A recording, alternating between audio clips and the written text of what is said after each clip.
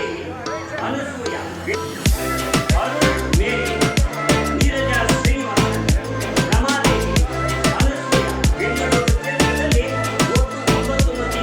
RS ದೊಡ್ಡಮನೆ, S Badami, ಮುಂದೆ ಹುಬ್ಬಳ್ಳಿ ಧಾರವಾಡ ನಗರ, ಹುಬ್ಬಳ್ಳಿ ಧಾರವಾಡ ನಗರ.